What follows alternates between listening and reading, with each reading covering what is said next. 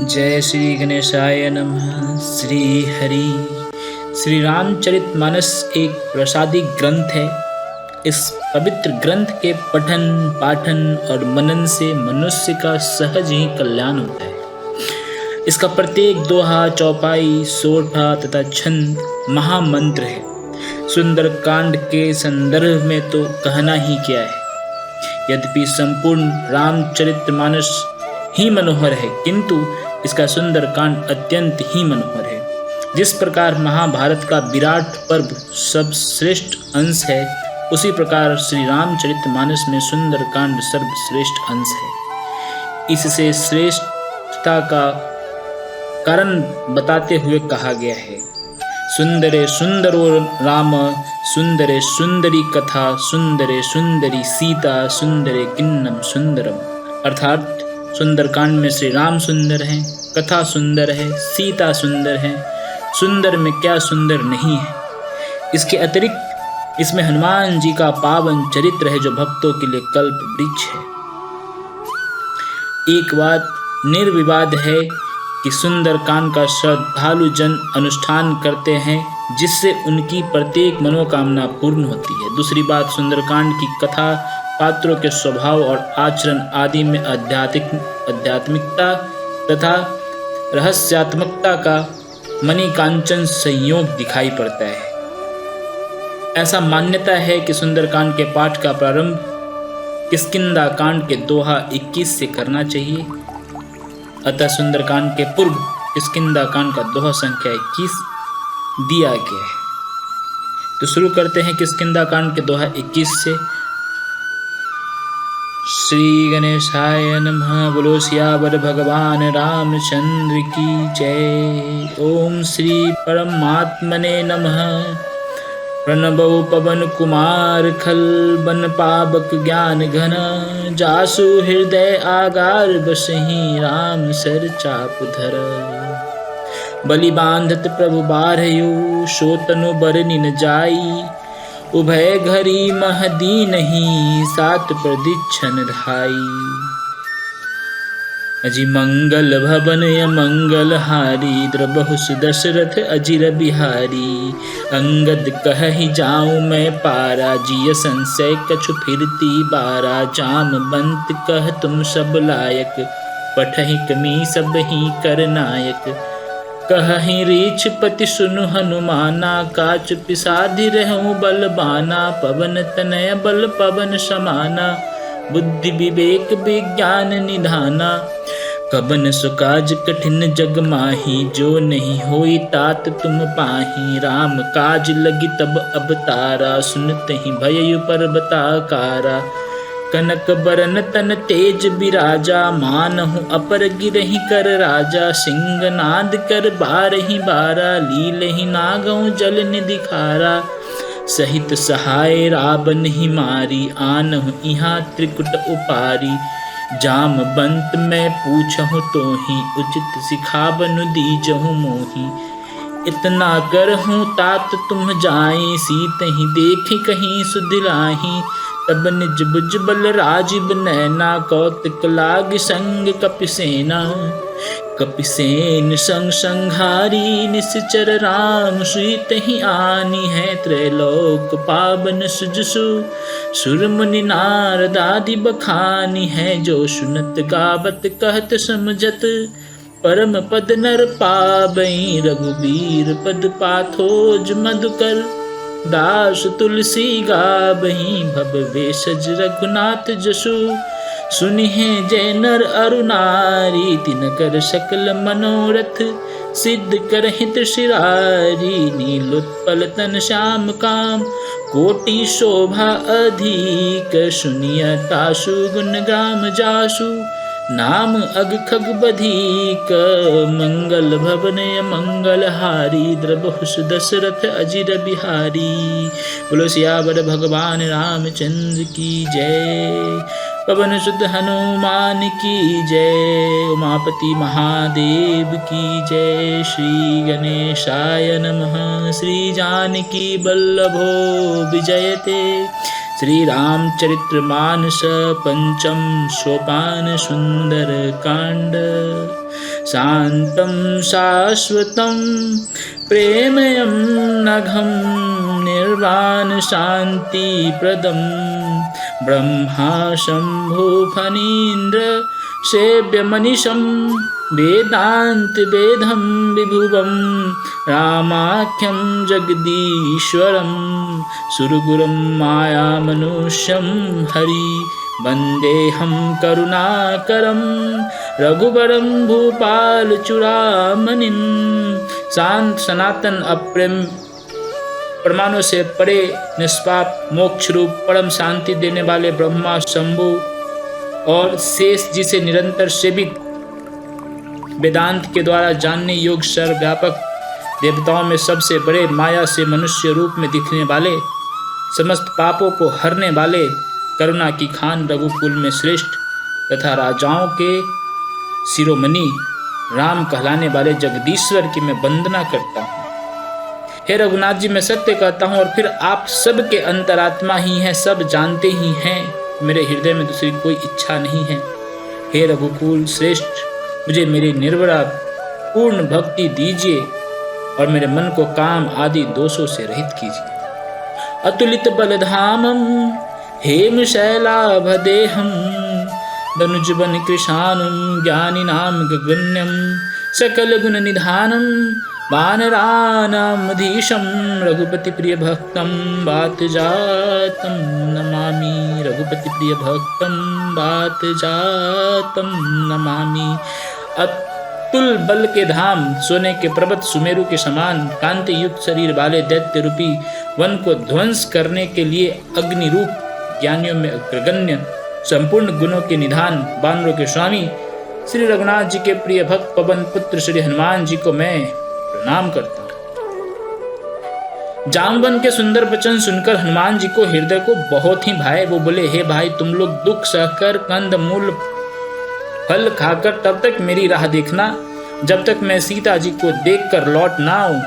काम अवश्य होगा, क्योंकि मुझे बहुत ही हर्ष हो रहा है। यह कहकर और सबको मस्तक नवाकर हृदय में श्री रघुनाथ जी को धारण करके श्री हनुमान जी हर्षित होकर चले।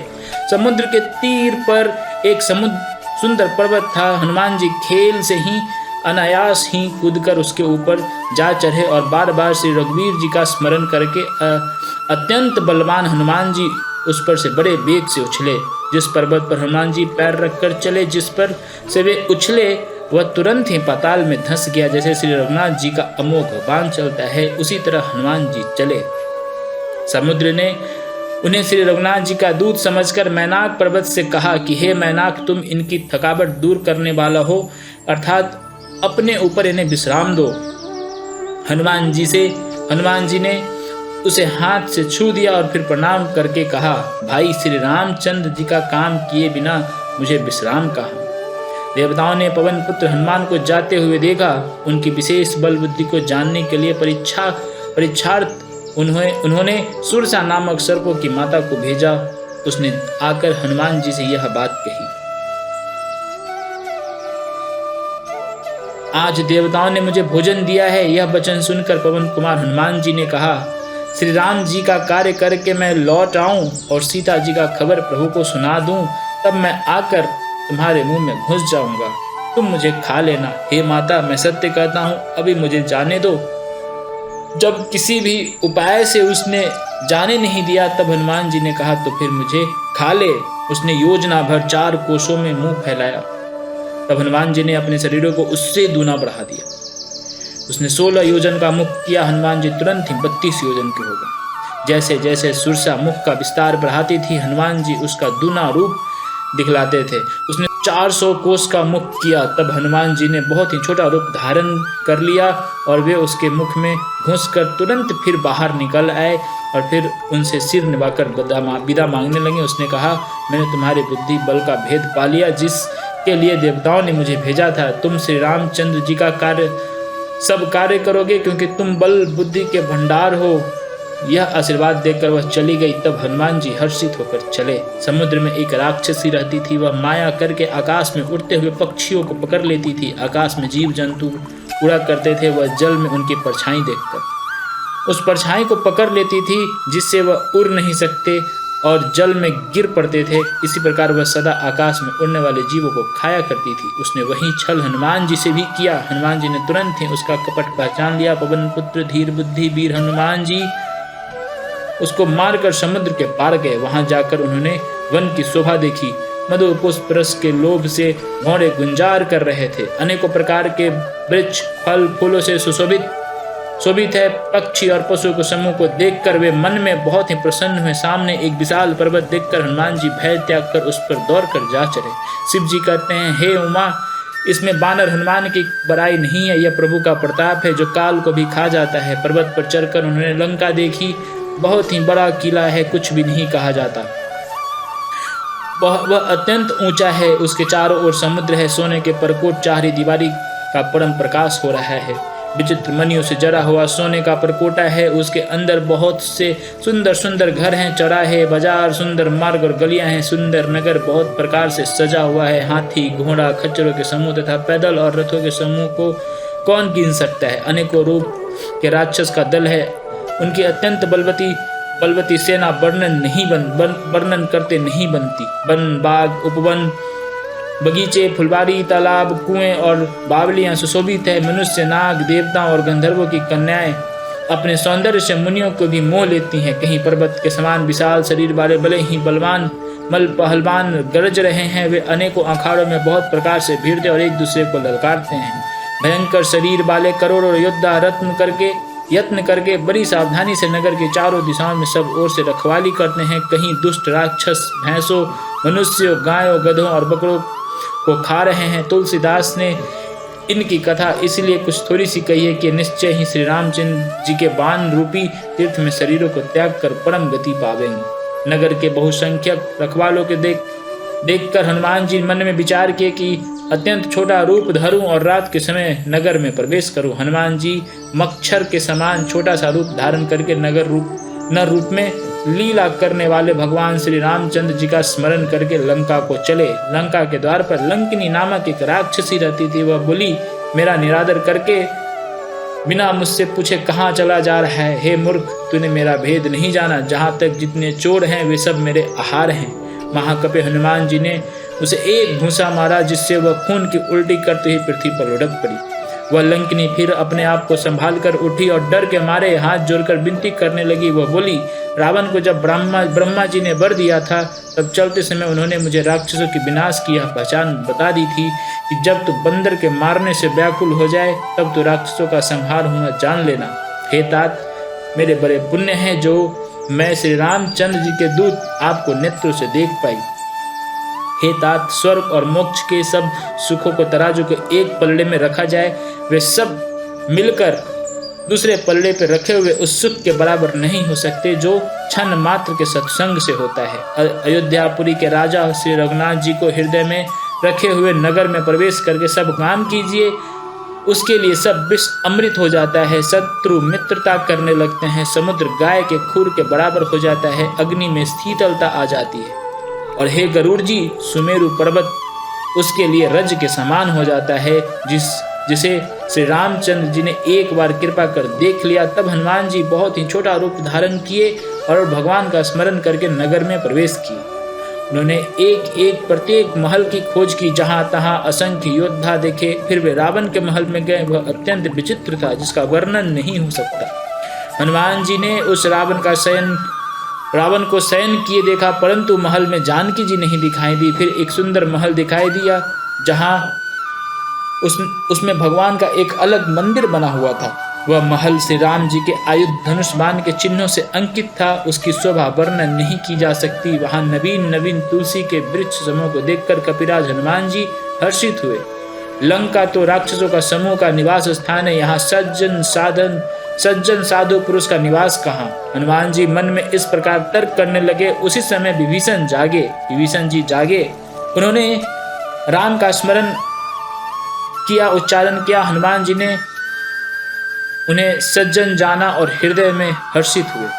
हनुमान जी ने विचार किया कि इनसे हट करके अपनी ओर से परिचय करूंगा, क्योंकि साधु से कार्य की हानि नहीं होती परंतु लाभ ही होता है। ब्राह्मण का रूप धरकर हनुमान जी ने उन्हें वचन सुनाए। सुनते ही विभीषण जी उठकर वहां आए, प्रणाम करके कुशल पूछी और कहा कि हे ब्राह्मण देव, अपनी कथा समझा कर कहिए, क्या आप हरि भक्तों में से कोई हैं? क्योंकि आपको देखकर मेरे हृदय में अत्यंत प्रेम उमड़ रहा है। अथवा क्या आप तीनों से प्रेम करने वाले स्वयं श्री राम जी ही हैं, जो मुझ बरभागी बनाने घर बैठे दर्शन देकर कृतार्थ करने आए हैं? तब हनुमान जी ने श्री रामचंद्र की सारी कथा कहकर अपना नाम बताया। सुनते ही दोनों के शरीर पुलकित हो गए और श्री राम जी के गुण समूह का स्मरण करके दोनों के मन प्रेम और आनंद में मग्न हो गए। विभीषण जी ने कहा, हे पवन पुत्र, मेरी रहनी सुनो। मैं यहाँ वैसे ही रहता हूँ जैसे दांतों के बीच में बेचारे जीव। हे तात, मुझे अनाथ जानकर सूर्य कुल के नाथ श्री रामचंद्र जी क्या कभी मुझ पर कृपा करेंगे? मेरा तामसी राक्षस शरीर होने से साधन तो कुछ बनता नहीं और न मन में श्री रामचंद्र जी के चरण कमलों में प्रेम ही है। परंतु हे हनुमान, अब मुझे विश्वास हो गया है कि श्री राम जी का मुझ पर कृपा है, क्योंकि हरि के कृपा के बिना संत नहीं मिलते। जब श्री रघुवीर ने कृपा की है तभी तो आपने मुझे हट करके दर्शन दिया है। हनुमान जी ने कहा, हे विभीषण सुनिए, प्रभु की यही रीति है कि वे सेवक पर सदा ही प्रेम किया करते हैं। भला कहिए, मैं ही कौन बड़ा कुलीन हूँ, जाति का चंचल बानर हूँ, सब प्रकार से नीच हूँ। प्रातःकाल जो हम लोगों बंदरों का नाम ले ले, उसे उस दिन भोजन न मिले। हे सखा सुनिए, मैं ऐसा अधम हूँ, पर श्री रामचंद्र जी ने तो मुझ पर भी कृपा ही की है। भगवान के गुणों का स्मरण करके हनुमान जी के दोनों नेत्रों में प्रेम आंसुओं का जल भर आया। जो जानते हुए भी ऐसे स्वामी श्री रघुनाथ जी को बुलाकर भटकते फिरते हैं, वे दुखी क्यों न हो। इस प्रकार श्री राम जी के गुण समूह को कहते हुए उन्होंने अनिवर्चनीय शांति प्राप्त की। फिर विभीषण जी ने श्री जानकी जी जिस प्रकार वहां लंका में रहती थी वह सब कथा कही। तब हनुमान जी ने कहा, हे भाई सुनो, मैं जानकी माता को देखना चाहता हूँ। विभीषण जी ने माता के दर्शन के सब उपाय कह सुनाई। तब हनुमान जी विदा लेकर चले। फिर वहां पहले के मशक सरीखा रूप धारण कर वहां गए जहां अशोक वन के जिस भाग में सीता जी रहती थी। सीता जी को देखकर हनुमान जी ने मन ही में प्रणाम किया। उन्हें बैठे ही बैठे रात्रि के चारों पहर बीत जाते हैं। शरीर दुबला हो गया है, सिर पर जटाओं की एक बेनी एक लट है। हृदय में श्री रघुनाथ जी के गुणों का समूह का जाप स्मरण करती रहती हैं। श्री जानकी जी के नेत्रों को अपने चरणों में लगाए हुए नीचे की ओर देख रही हैं और मन श्री राम जी के चरण कमलों में ही लीन है। जानकी जी को दीन दुखी देखकर पवन पुत्र हनुमान जी बहुत ही दुखी हुए। हनुमान जी वृक्षों के पत्तों में छिप रहे और विचार करने लगे कि हे भाई, क्या करूं, इनका दुख कैसे दूर करूं। उसी समय बहुत सी स्त्रियों के साथ लिए सज धज कर रावण वहां आया। उस दुष्ट ने सीता जी को बहुत प्रकार से समझाया, साम दान भय और भेद दिखलाया। रावण ने कहा, हे सुमुखी, हे सयानी, सुनो, मंदोदरी आदि सब रानियों को मैं तुम्हारी दासी बना दूंगा। यह मेरा प्रण है, तुम एक बार मेरी ओर देखो तो सही। अपने परम स्नेही कौशलाधीश श्री रामचंद्र जी का स्मरण करके जानकी जी तिनके की आर करके कहने लगी, हे दशमुख सुन, जुगनू के प्रकाश से कभी कमलनी खिल सकती है। जानकी जी फिर कहती हैं, तू ऐसा ही मन में समझ ले रे दुष्ट, तुझे श्री रघुवीर के बाण की खबर नहीं है। रे पापी, तू मुझे सोने में हर लाया है। रे अधम निर्लज, तुझे लज्जा नहीं आती।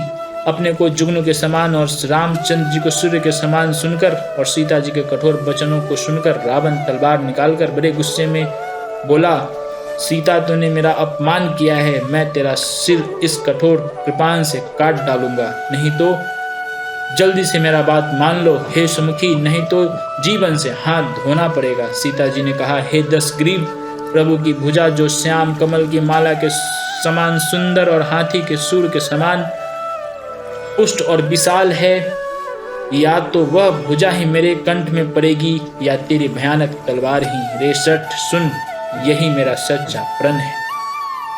सीता जी कहती हैं, हे चंद्रहास तलवार, श्री रघुनाथ जी के विरह की अग्नि से उत्पन्न मेरी भरी मेरी भारी जलन को तू हर ले। हे तलवार, तो शीतल, तीव्र और श्रेष्ठ धारा बहती है, अर्थात तेरी धारा ठंडी और तेज है। तू मेरे दुख के बोझ को हर ले। सीता जी के यह वचन सुनते ही वह मारने दौड़ा। तब मैं दानव की पुत्री मंदोदरी ने नीति कहकर उसे समझाया। तब रावण ने सब राक्षसियों को बुलाकर कहा कि जाकर सीता को बहुत प्रकार से भय दिखलाओ। यदि महीने भर में यह कहा न मानने तो मैं इसे तलवार निकालकर मार डालूंगा। यूं कहकर रावण घर चला गया।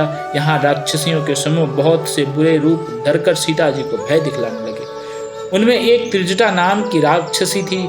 उसकी श्री रामचंद्र जी के चरणों में प्रीति थी। वह विवेक ज्ञान में निपुण थी। उसने सबको बुलाकर अपना स्वप्न सुनाया। कहा, सीता जी की सेवा करके अपना कल्याण कर लो। स्वप्न में मैंने देखा कि एक बंदर ने लंका जला दी, राक्षसों की सारी सेना मार डाली। रावण नंगा है, गधे पर सवार है, उसका सिर मुड़ा हुआ है, 20 भुजाएं कटी हुई है। इस प्रकार से वह दक्षिण यमपुरी की दिशा को जा रहा है और मानो लंका विभीषण ने पाई है। नगर में श्री रामचंद्र जी की दुहाई फिर गई। तब प्रभु ने सीता जी को बुला भेजा। मैं पुकार कर निश्चय के साथ कहती हूँ, यह स्वप्न 4 दिनों बाद सत्य होकर रहेगा, कुछ ही दिनों बाद सत्य होकर रहेगा। उसके वचन सुनकर वे सब राक्षसियां डर गईं और जानकी जी के चरणों पर गिर पड़ी। तब इसके बाद वे सब जहां तहां चली गई। सीता जी के मन में सोच करने लगे कि 1 महीना बीत जाने पर नीच राक्षस रावण मुझे मार डालेगा। सीता जी हाथ जोड़कर त्रिजटा से बोली, हे माता, तू मेरी विपत्ति की संगिनी है। जल्दी कोई ऐसा उपाय कर जिससे मैं शरीर छोड़ सकूं। मेरा आसन हो चला है, अब यह सहा नहीं जाता। काठ लाकर चिता बनाकर सजा दे हे माता, फिर उसमें आग लगा दे। हे सयानी, तू मेरी प्रीति को सत्य कर दे। रावण के शूल के समान दुख देने वाली वाणी कौन से कान से सुने। सीता जी के वचन सुनकर त्रिजटा ने चरण पकड़कर उन्हें समझाया और प्रभु का प्रताप, बल और सुयश सुनाया। उसने कहा, हे सुकुमारी सुनो, रात्रि के समय आग नहीं मिलेगी। ऐसा कहकर वह अपने घर चली गई। सीता जी मन ही मन कहने लगी, क्या करूं, विधाता ही विपरीत हो गया है। न आग मिलेगी न पीड़ा मिटेगी। आकाश में अंगारे प्रकट दिखाई दे रहे हैं पर पृथ्वी पर एक भी तारा नहीं आता। चंद्रमा अग्निमय है किंतु वह भी मानो मुझे हतभागिनी जानकर आग नहीं बरसाता। हे अशोक वृक्ष, मेरी विनती सुन, मेरे शोक हर ले और अपना अशोक नाम सत्य कर। तेरे नए नए कोमल पत्ते अग्नि के समान हैं। अग्नि दे, विरह रोग का अंत मत कर। सीता जी को विरह से परम व्याकुल देखकर वह क्षण हनुमान जी को कल्प के समान बीता। तब हनुमान जी ने हृदय में विचार कर सीता जी के सामने अंगूठी डाल दी, मानो अशोक ने अंगारे दे दिया। यह समझकर सीता जी ने हर्षित होकर उठकर उसे हाथ में ले लिए। तब उन्होंने राम नाम से अंकित सुंदर एवं मनोहर अंगूठी देखी। अंगूठी को पहचानकर सीता जी आश्चर्यचकित होकर उसे देखने लगी और हर्ष तथा विषाद से हृदय में अकुला उठी। वे सोचने लगी, श्री रघुनाथ जी तो सर्वथा अजेय हैं, उन्हें कौन जीत सकता और माया से ऐसी अंगूठी बनाया नहीं जा सकता। सीता जी मन में अनेक प्रकार के विचार कर रही थी। इसी समय हनुमान जी मधुर वचन बोले। वे श्री रामचंद्र जी के गुणों का वर्णन करने लगे, जिनके सुनते ही सीता जी का दुख भाग गया। वे कान और मन लगाकर उन्हें सुनने लगी। हनुमान जी ने आदि से लेकर सारी कथा कह सुनाई। सीता जी बोली, जिसने कानों के लिए अमृत रूप यह सुंदर कथा कही, वह हे भाई प्रकट क्यों नहीं होता। तब हनुमान जी पास चले गए। उन्हें देखकर सीता जी मुख फेर कर बैठ गईं। उनके सामने मन में आश्चर्य हुआ। हनुमान जी ने कहा, हे माता जानकी, मैं श्री राम जी का दूत हूँ, करुणा निधान की सच्ची शपथ करता हूँ। हे माता, यह अंगूठी मैं ही लाया हूँ। श्री राम जी ने मुझे आपके लिए यह शहीदानी निशानी या पहचान दी है। सीता जी ने पूछा, नर और बानर का संग कहो कैसे हुआ। तब हनुमान जी ने जैसे संग हुआ था वह सब कथा कही। हनुमान जी के प्रेम युक्त वचन सुनकर सीता जी के मन में विश्वास उत्पन्न हो गया। उन्होंने जान लिया कि यह मन, कर्म और वचन से कृपा सागर श्री रघुनाथ जी का दास है। भगवान का जन सेवक जानकर अत्यंत गाढ़ी प्रीति हो गई। नेत्रों में प्रेम आंसू जल भर आया और शरीर अत्यंत पुलकित हो गया। सीता जी ने कहा, हे तात हनुमान, विरह सागर में डूबती हुई मुझको तुम जहाज हुए। मैं बलिहारी जाती हूँ। अब छोटे भाई लक्ष्मण जी सहित घर के शत्रु सुखधाम प्रभु का कुशल मंगल कहो। श्री रघुनाथ जी तो कोमल हृदय और कृपालु हैं, फिर हे हनुमान, उन्होंने किस कारण यह निष्ठुरता धारण कर ली है? सेवक को सुख देना उनकी स्वाभाविक बान है। वे श्री रघुनाथ जी क्या कभी मेरी याद भी करते हैं? हे तात, क्या कभी उनके कोमल सामले अंगों को देखकर मेरे नेत्र शीतल होंगे? मुंह से वचन नहीं निकलता, नेत्रों में विरह के आंसुओं का जल भर आया। बड़े दुख से बोली, हाँ नाथ, आपने मुझे बिल्कुल ही भुला दिया।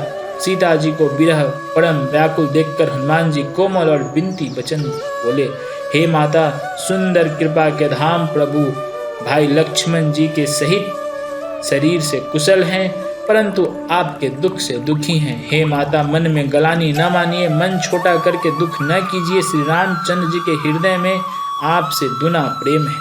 हे माता, अब धीरज धरकर श्री रघुनाथ जी का संदेश सुनिए। ऐसा कहकर हनुमान जी ने प्रेम से गदगद हो गए। उनके नेत्रों में प्रेम आंसू का जल भर आया। हनुमान जी बोले, श्री रामचंद्र जी ने कहा कि हे सीते, तुम्हारे वियोग में मेरे लिए सभी पदार्थ प्रतिकूल हो गए हैं। वृक्षों के नए नए कोमल पत्ते मानो अग्नि के समान, रात्रि काल रात्रि के समान, चंद्रमा सूर्य के समान और कमलों के वन भालों के वन के समान हो गए हैं। मेघ मानो खौलता हुआ तेल बरसाते हैं। जो हित करने वाले थे वे अब पीड़ा देने वाले हैं। त्रिविध शीतल मंद सुगंध वायु सांपों के श्वास के समान जहरीली और गर्म हो गई है। मन का दुख कह डालने से कुछ घट जाता है, पर कहूँ किससे, यह दुख कोई जानता नहीं। हे प्रिय, मेरे और तेरे प्रेम का तत्व रहस्य एक मेरा मन ही जानता है, और वह मन सदा तेरे ही पास रहता है। बस मेरे प्रेम का सार इतने में ही समझ ले। प्रभु का संदेश सुनते ही जानकी जी प्रेम में मग्न हो गई। उन्हें शरीर की सुध न रही। हनुमान जी ने कहा, हे माता, हृदय में धैर्य धारण करो और सेवक को सुख देने वाले श्री राम जी का स्मरण करो। श्री रघुनाथ जी की प्रभुता को हृदय में लाओ और मेरे वचन सुनकर कायरता छोड़ दो। राक्षसों के समूह पतंगों के समान और श्री रघुनाथ जी के बाण अग्नि के समान है। हे माता, हृदय में धैर्य धारण करो और राक्षसों को जला ही समझो। श्री रामचंद्र जी ने यदि खबर पाई होती तो वे विलंब न करते। हे जानकी जी, राम बाण रूपी सूर्य के उदय होने पर राक्षसों के सेना रूपी अंधकार कहाँ रह सकता है? हे माता, मैं आपको अभी यहाँ से ले आ जाऊं, पर श्री रामचंद्र जी का शपथ है, मुझे प्रभु की आज्ञा नहीं है। हे माता, कुछ दिन और धीरज करो। श्री रामचंद्र जी वानरों सहित यहाँ आवेंगे और राक्षसों को मारकर आपको ले जाएंगे। नारद आदि ऋषि मुनि तीनों लोक में उनका यश गावेंगे। सीता जी ने कहा, हे पुत्र, सब वानर तुम्हारे ही समान नन्हे नन्हे से होंगे। राक्षस तो बड़े बलवान योद्धा है, अतः मेरे हृदय में बड़ा भारी संदेह होता है कि तुम जैसे बंदर राक्षसों को कैसे जीतोगे। यह सुनकर हनुमान जी ने अपना शरीर प्रकट किया। सोने के पर्वत सुमेरु के आकार का अत्यंत विशाल शरीर था, जो युद्ध में शत्रु के हृदय में भय उत्पन्न करने वाला अत्यंत बलवान और वीर था। तब उसे देखकर सीता जी के मन में विश्वास हुआ। हनुमान जी ने फिर छोटा रूप धारण किया। हे माता सुनो, वानरों में बहुत बल बुद्धि नहीं होती, परंतु प्रभु के प्रताप से बहुत छोटा सर्प भी गरुड़ को खा सकता है। अत्यंत निर्बल भी महान बलवान को मार सकता है। भक्ति, प्रताप, तेज और बल से सनी हुई हनुमान जी की वाणी सुनकर सीता जी के मन में संतोष हुआ। उन्होंने श्री राम जी के प्रिय जानकर हनुमान जी को आशीर्वाद दिया कि हे तात, तुम बल और शील के निधान हो। हे पुत्र, तुम अजर बुढ़ापे से रहित अमर और गुणों के खजाने हो। श्री रघुनाथ जी तुम पर बहुत कृपा करें, प्रभु कृपा करें। ऐसे कानों से सुनते ही श्री हनुमान जी पूर्ण प्रेम में मग्न हो गए।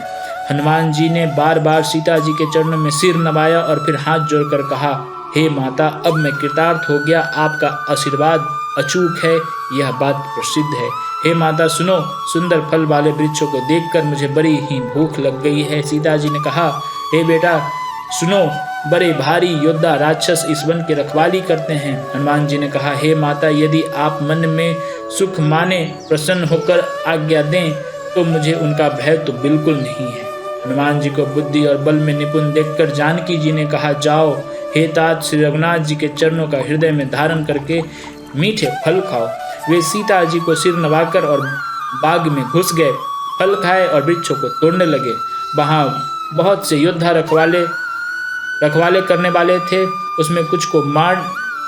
उनमें से कुछ को मार डाला और कुछ ने जाकर रावण से पुकार की और कहा, हे नाथ, एक बड़ा भारी बंदर आया है। उसने अशोक वाटिका उजाड़ डाली, फल खाए, वृक्षों को उखाड़ डाला और रखवालों को मसल कर जमीन पर डाल दिया।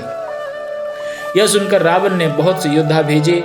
उन्हें देखकर हनुमान जी ने गर्जना की। हनुमान जी ने सब राक्षसों को मार डाला, कुछ तो अधमरे थे, चिल्लाते हुए गए।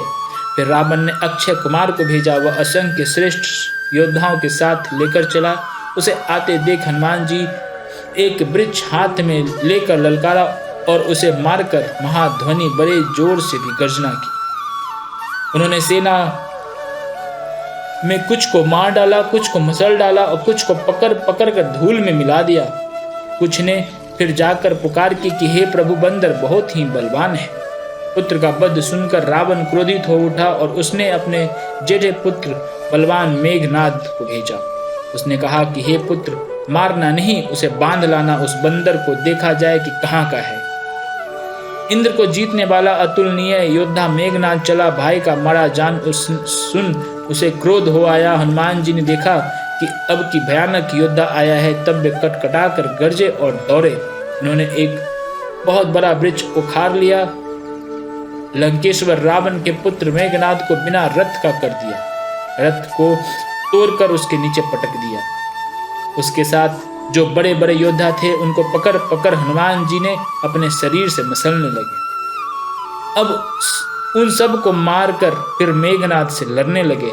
लड़ते हुए वे ऐसे मालूम होते थे मानो 2 गजराज श्रेष्ठ हाथी भिड़ गए। हनुमान जी उसे एक घुसा मारकर वृक्ष पर जा चढ़े। उसको क्षण भर के लिए मूर्छा आ गई। फिर उठकर उसने बहुत माया रची, परंतु पवन के पुत्र उससे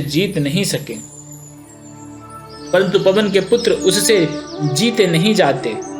अंत में उसने ब्रह्मास्त्र का संधान प्रयोग किया।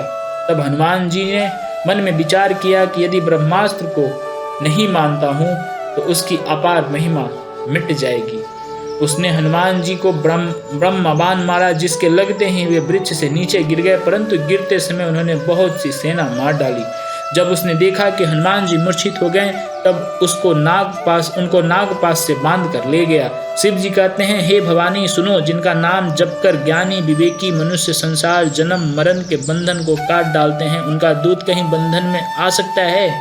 किंतु प्रभु के कार्य के लिए हनुमान जी ने स्वयं अपने आप को बंधा लिया। बंदर का बांधा जाना सुनकर राक्षस दौड़े और कौतुक के लिए, तमाशा देखने के लिए सब सभा में आए। हनुमान जी ने जाकर रावण की सभा देखी। उसकी अत्यंत प्रभुता ऐश्वर्य कुछ कही नहीं जाती।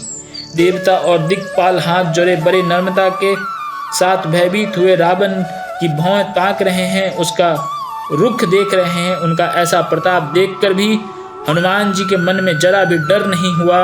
वे ऐसे निशंक खड़े रहें जैसे सर्पों के समूह में गरुड़ निशंक निर्भय रहता है। हनुमान जी को देखकर रावण दुर्वचन कहता हुआ खूब हंसा। फिर पुत्र वध का स्मरण किया तो उसके हृदय में विषाद उत्पन्न हो गया। लंकापति रावण ने कहा, अरे बानर, तू कौन है? किसके बल पर तूने वन को उजाड़ कर नष्ट कर डाला? क्या तूने कभी मुझे मेरा नाम यश कानों से नहीं सुना? रे सच, मैं तुझे अत्यंत निशंक देख रहा हूँ। तूने किस अपराध से राक्षसों को मारा? रे मूर्ख, बता, क्या तुझे प्राण जाने का भय नहीं है? हनुमान जी ने कहा, हे रावण सुन, जिनका बल पाकर माया संपूर्ण ब्रह्मांडों के समूहों की रचना करती है, जिनके बल से ही हे 10 शीश ब्रह्मा विष्णु महेश सृष्टि का सृजन पालन और संहार करते हैं, जिनके बल से सहस्त्र मुख फनों वाले शेष जी पर्वत और वन सहित समस्त ब्रह्मांड को सिर पर धारण करते हैं, जो देवताओं के रक्षा के लिए नाना प्रकार की देह धारण करते हैं, और जो तुम्हारे जैसे मूर्खों की शिक्षा देने वाले हैं, जिनके शिव जी के कठोर धनुष को तोड़ डाला, उसी के साथ राजाओं के समूह का गर्भ चूर कर दिया, जिन्होंने खर, दूषण, त्रिशरा और बाली को मार डाला, जो सब के सब अतुलनीय बलवान थे, जिनके लेश मात्र बल से तुमने समस्त चराचर जगत को जीत लिया, जिनकी प्रिय पत्नी को तुम चोरी से हर लाए हो, मैं उन्हीं का दूत हूँ। मैं तुम्हारी होता को खूब जानता हूँ। सहस्त्र बाहु से तुम्हारी लड़ाई हुई थी, बाली से युद्ध करके तुमने यश प्राप्त किया था। हनुमान जी के मार्मिक वचन सुनकर रावण ने हंसकर बात टाल दी। हे राक्षसों के स्वामी, मुझे भूख लगी थी, इसलिए मैंने फल खाए, बानर स्वभाव के कारण वृक्ष तोड़े। हे निशाचरों के मालिक, दे सबको परम प्रिय हैं। कुमार्ग पर चलने वाले दुष्ट राक्षस जब मुझे मारने लगे, तब जिन्होंने मुझे मारा उनको मैंने भी मारा। उस पर तुम्हारे पुत्र ने मुझको बांध लिया, किंतु मुझे अपने बांधे जाने की कुछ भी लज्जा नहीं है। मैं तो अपने प्रभु का कार्य किया चाहता हूँ। हे रावण, मैं हाथ जोड़कर तुमसे विनती करता हूँ, तुम अभिमान छोड़कर मेरी सीख सुनो। तुम अपने पवित्र कुल का विचार करके देखो और भ्रम को छोड़कर भक्त भयहारी भगवान को भजो। जो देवता, राक्षस और समस्त चराचर को खा जाता है, वह काल भी जिनके डर से अत्यंत डरता है, उनसे कदापि वैर न करो और मेरे कहने से जानकी जी को दे दो। खर के शत्रु श्री रघुनाथ जी के शरणागतों के रक्षक और दया के समुद्र हैं। शरण जाने पर प्रभु तुम्हारा अपराध भुलाकर तुम्हें अपनी शरण में रख लेंगे।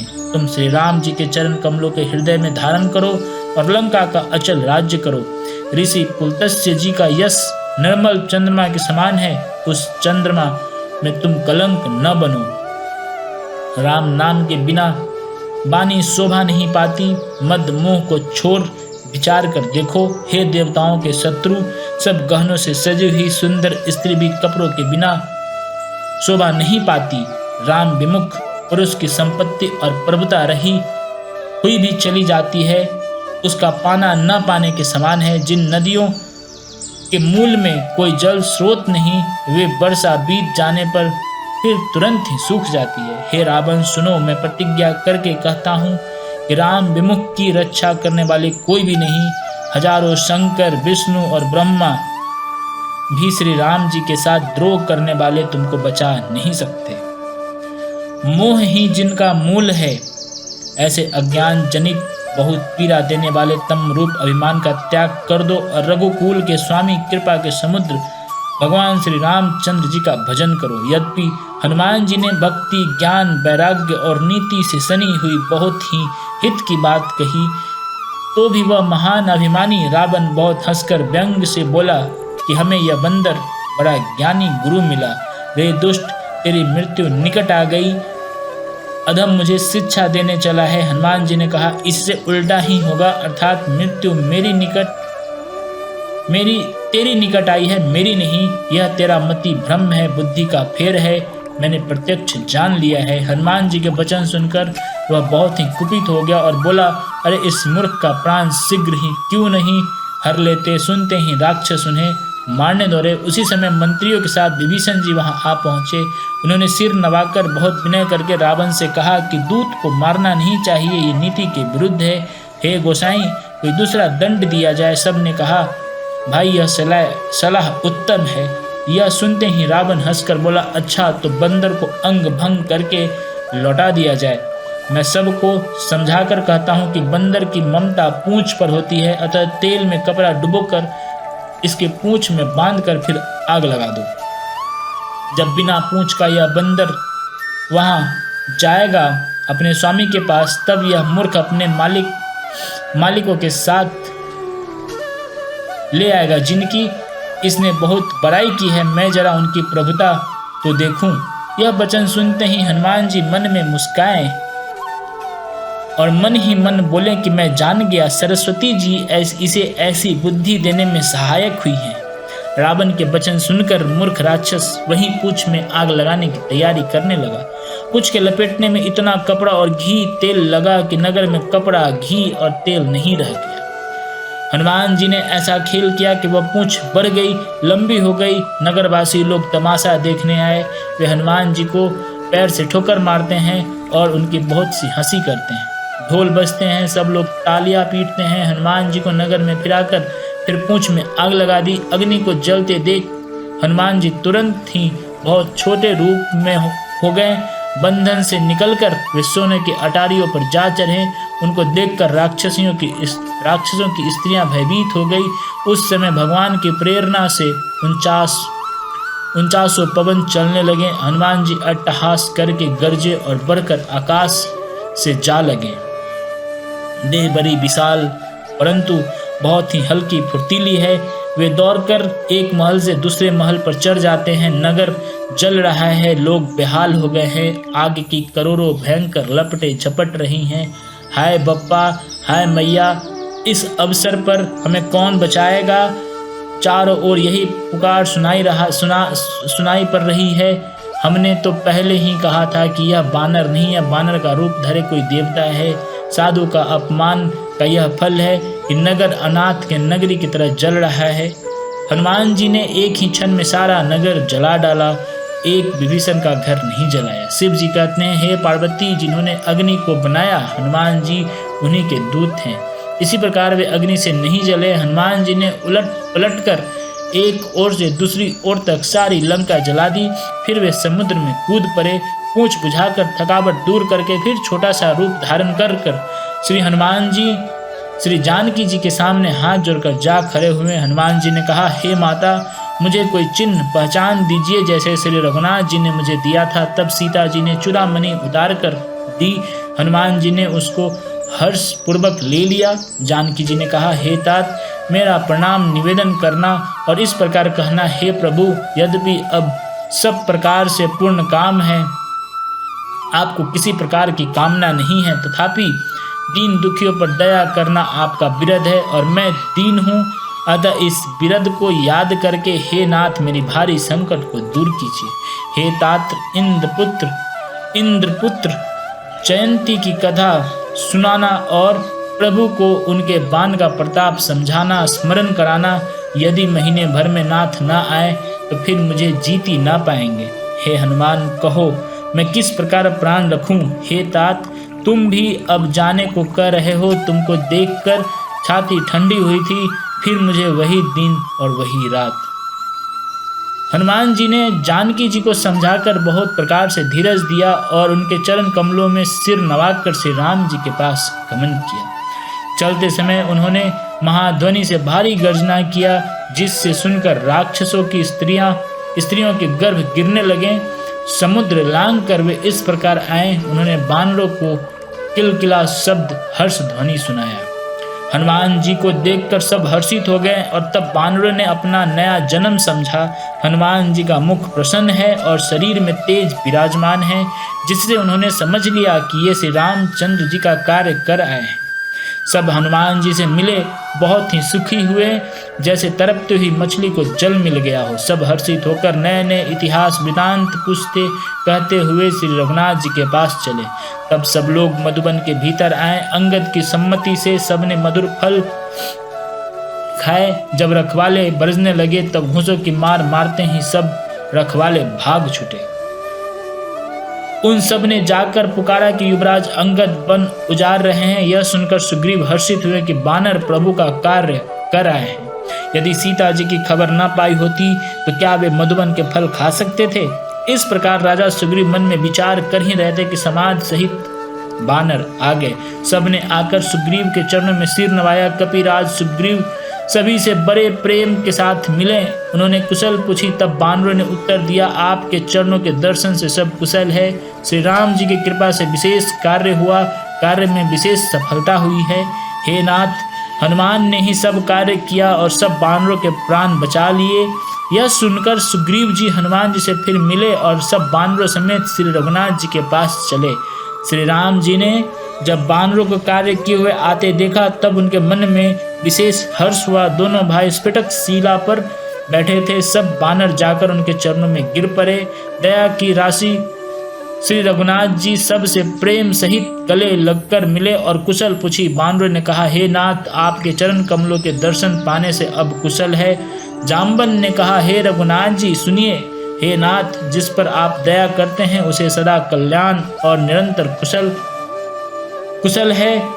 देवता, मनुष्य और मुनि सभी उस पर प्रसन्न रहते हैं। वही विजयी है, वही विनयी है और वही गुणों का समुद्र बन जाता है। उसी का सुंदर यश तीनों लोकों में प्रकाशित होता है। प्रभु की कृपा से सब कार्य हुआ। आज हमारा जन्म सफल हो गया। हे नाथ, पवन पुत्र हनुमान ने जो करनी की उसका 1000 मुखों से भी वर्णन नहीं किया जा सकता। तब जाम्बन ने हनुमान जी के सुंदर चरित्र कार्य श्री रघुनाथ जी को सुनाए। वे चरित्र सुनने पर कृपानिधि श्री रामचंद्र जी के मन को बहुत ही अच्छे लगे। उन्होंने हर्षित होकर हनुमान जी को फिर हृदय से लगा लिया और कहा, हे तात, कहो सीता किस प्रकार रहती है और अपने प्राणों की रक्षा करती है। हनुमान जी ने कहा, आपका नाम दिन रात पहरा देने वाला है। आपका ध्यान ही किवाड़ है। नेत्रों को अपने चरण में लगाए रहती हैं। यही ताला लग गया है, फिर प्राण जाए तो किस मार्ग से। चलते समय उन्होंने मुझे चूड़ामणि उतार कर दी। श्री रघुनाथ जी ने उसे लेकर हृदय से लगा लिया। हनुमान जी ने फिर कहा, हे नाथ, दोनों नेत्रों में जल भरकर जानकी जी ने मुझसे कुछ वचन कहे। छोटे भाई समेत प्रभु के चरण पकड़ना और कहना कि आप दीन बंधु हैं, शरणागत के दुखों हरने वाले हैं। मैं मन, कर्म और वचन से अपने चरणों की अनुरागिनी हूँ। फिर स्वामी, आपने मुझे किस अपराध से त्याग दिया? हाँ, एक दोष मैं अवश्य मानती हूँ कि आपका वियोग होते ही मेरे प्राण नहीं चल गए, किंतु हे नाथ, यह तो नेत्रों का अपराध है जो प्राणों के निकलने में हठपूर्वक बाधा देते हैं। विरह अग्नि है, शरीर रुई है, श्वास पवन है और इस प्रकार अग्नि और पवन का संयोग होने से यह शरीर क्षण मात्र में जल सकता है, परंतु नेत्र अपने हित के लिए, प्रभु का स्वरूप देखकर सुखी होने के लिए जल आंसू बरसाते हैं, जिससे विरह की आग से भी देह जलने नहीं पाती। सीता जी की विपत्ति बहुत बड़ी है। हे दीन दयालु, वह बिना कहीं ही अच्छी है, कहने से आपको बड़ा क्लेश होगा। हे करुणा निधान, उनका एक एक पल कल्प के समान बीतता है। हे प्रभु, तुरंत चलिए, अपनी भुजाओं के बल से दुष्टों के दल को जीतकर सीता जी को लाइए। सीता जी का दुख सुनकर सुख के धाम प्रभु के कमल नेत्रों में जल भर आया और वे बोले, मन, शरीर और वचन से जिसे मेरी ही गति, मेरा ही आश्रय है, उसे क्या स्वप्न में भी विपत्ति हो सकती है? हनुमान जी ने कहा, हे प्रभु, विपत्ति तो वही है जहाँ आपका भजन स्मरण न हो। हे प्रभु, राक्षसों की बात ही कितनी है, आप शत्रु को जीत कर जानकी जी ले आवेंगे। भगवान कहने लगे, हे हनुमान, सुन, तेरे समान मेरा उपकारी देवता, मनुष्य अथवा मुनि कोई भी शरीरधारी नहीं है।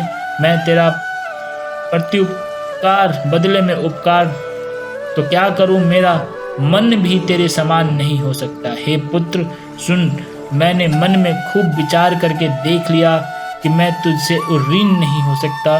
देवताओं के रक्षक प्रभु बार बार हनुमान जी को देख रहे हैं। नेत्रों में प्रेम आंसुओं के जल भरा है और शरीर अत्यंत पुलकित है। प्रभु के वचन सुनकर, उनके प्रसन्न मुख तथा अंगों को देखकर हनुमान जी हर्षित हो गए और प्रेम में विकल होकर, हे भगवान, मेरी रक्षा करो, रक्षा करो कहते हुए श्री राम जी के चरणों में गिर पड़े।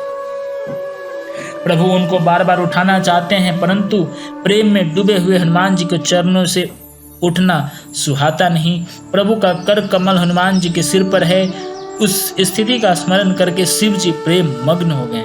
फिर मन को सावधान करके शंकर जी अत्यंत सुंदर कथा कहने लगे। हनुमान जी को उठाकर प्रभु ने हृदय से लगाया और हाथ पकड़कर अत्यंत निकट बैठा लिया।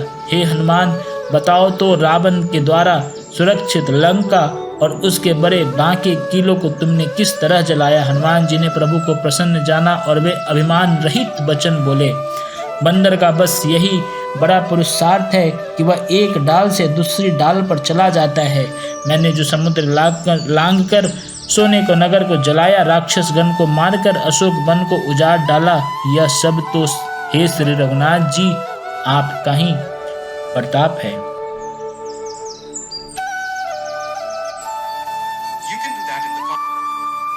आपका ही प्रताप है। हे नाथ, इसमें मेरी प्रभुता कुछ भी नहीं।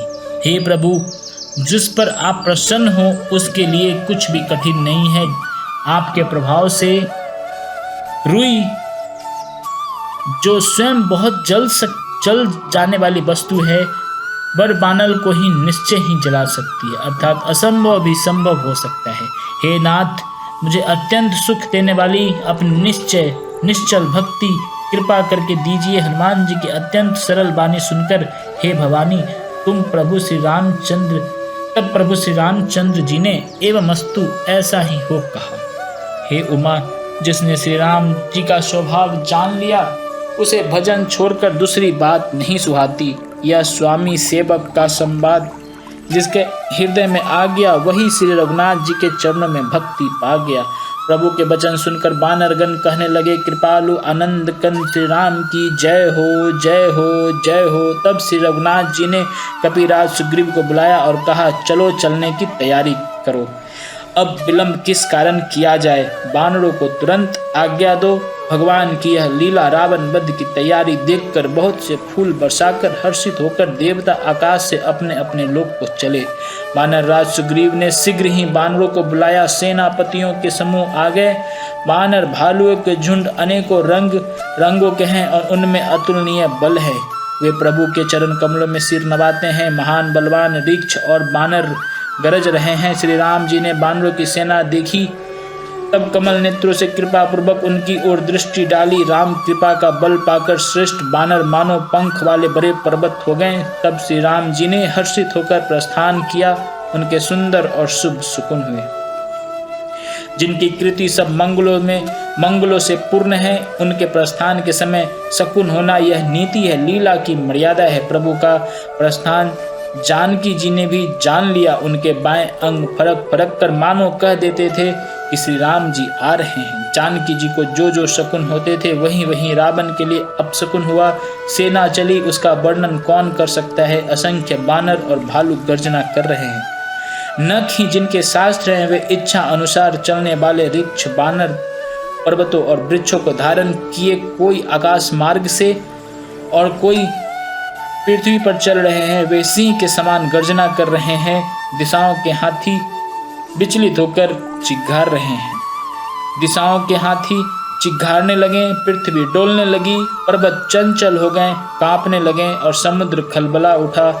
गंधर्व देवता मुनि नाग किन्नर सब के सब मन में हर्षित हुए कि अब हमारे दुख टल गए। अनेकों करोड़ों भयानक बानर योद्धा कटकटा रहे हैं और करोड़ों ही दौड़ रहे हैं। प्रबल प्रताप कौशलनाथ श्री रामचंद्र की जय हो, ऐसा पुकारते हुए वे अनेकों गुण समूहों को गा रहे हैं। उदार सर्पराज शेष जी भी सेना का बोझ नहीं सह सकते। वे बार बार मोहित हो जाते हैं और पुनः पुनः कच्छप की कठोर पीठ को दांत से पकड़ते हैं। ऐसा करते वे कैसे शोभा दे रहे हैं, मानो श्री रामचंद्र जी की सुंदर प्रस्थान यात्रा को परम सुहावनी जानकर उसकी अचल पवित्र कथा को सर्पराज शेष जी कच्छप की पीठ पर लिख रहे हैं। इस प्रकार कृपा निधान श्री राम जी समुद्र तट पर जा उतरे। अनेकों ऋक्ष बानर वीर वहां जहां तहां फल खाने लगे। वहां लंका में जब से हनुमान जी लंका को जलाकर गए तब से राक्षस भयभीत रहने लगे। अपने अपने घरों में सब विचार करते कि अब राक्षस कुल की रक्षा का कोई उपाय नहीं है। जिसके दूत का बल वर्णन नहीं किया जा सकता, उसके स्वयं नगर में आने पर कौन भलाई है। हम लोगों को बड़ी बुरी दशा होगी। दूतियों से नगर वासियों के वचन सुनकर मंदोदरी बहुत ही व्याकुल हो गई। वह एकांत में हाथ जोड़कर पति रावण के चरणों लगी और नीति रस में पगी हुई वाणी बोली, हे प्रियतम, श्री हरि से विरोध छोड़ दीजिए। मेरे कहने को अत्यंत ही हित कर जानकर हृदय में धारण कीजिए। जिनके दूत की करनी का विचार करते ही स्मरण आते ही राक्षसों की स्त्रियों के गर्भ गिर जाते हैं। हे प्यारे स्वामी, यदि भला चाहते हो तो अपने मंत्री को बुलाकर उसके साथ उनकी स्त्री को भेज दीजिए।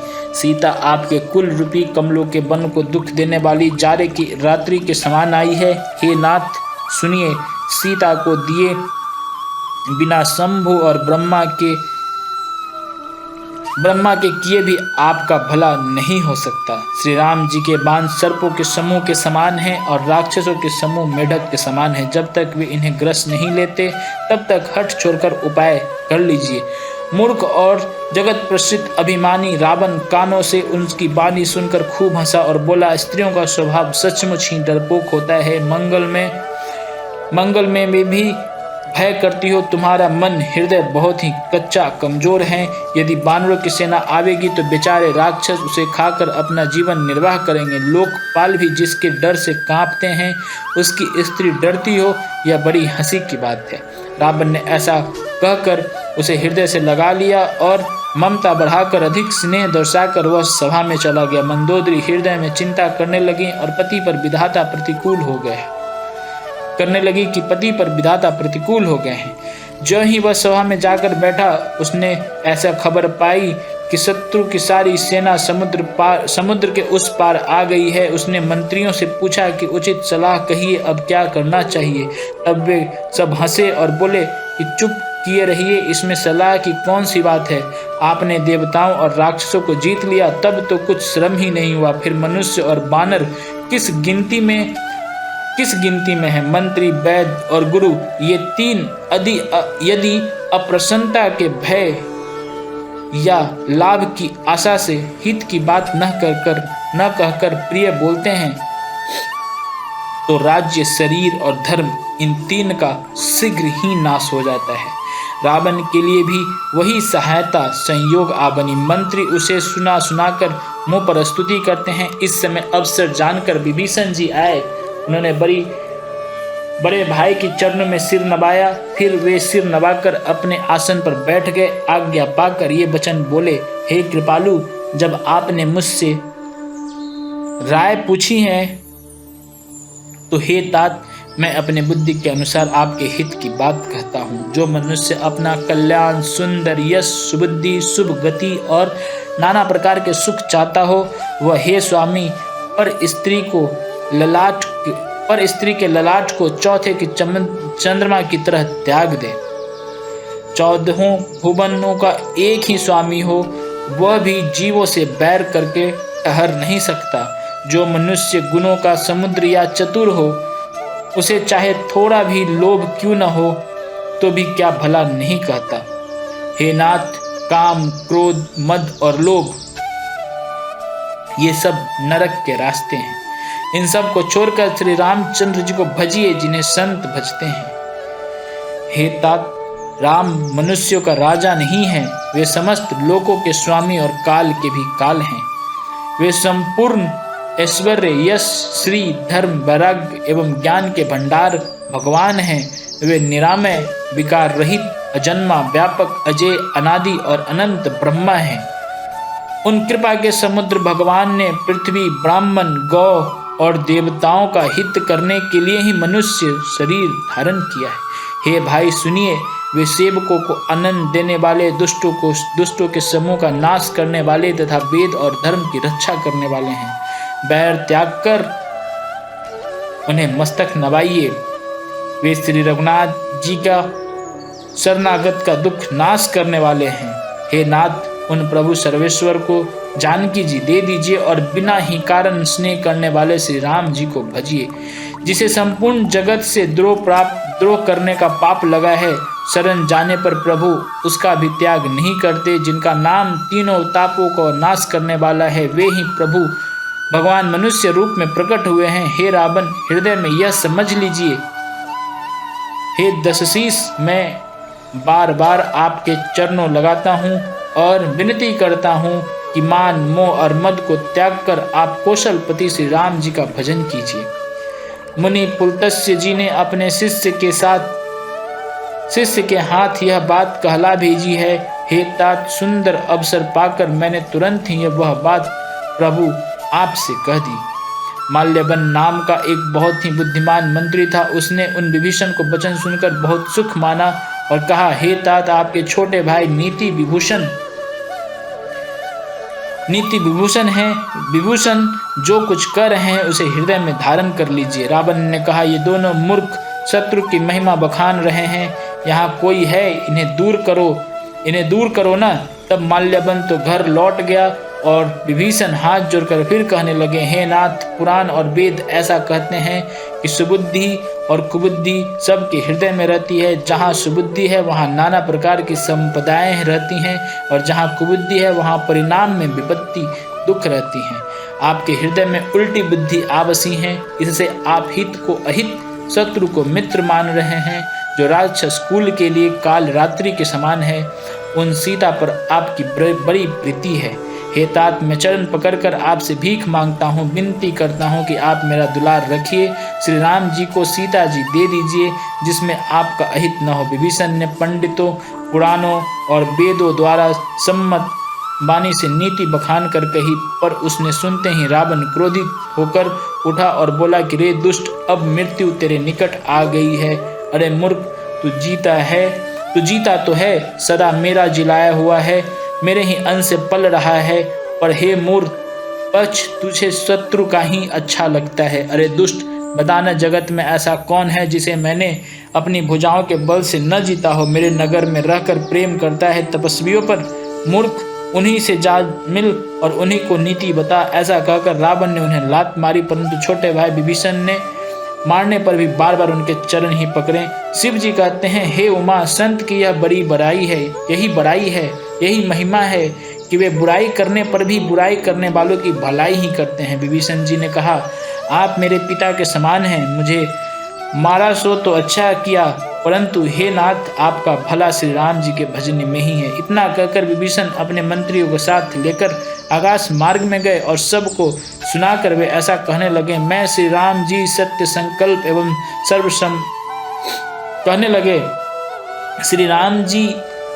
संकल्प एवं सर्वसम्मत प्रभु हैं, और हे रावण, तुम्हारी सभा काल के वश में है, अतः मैं अब श्री रघुवीर की शरण जाता हूँ, मुझे दोष न देना। ऐसा कहकर विभीषण जी ज्यों ही चले त्यों ही सब राक्षस आयुहीन हो गए, उनकी मृत्यु निश्चित हो गई। शिव जी कहते हैं, हे भवानी, साधु का अपमान तुरंत ही संपूर्ण कल्याण की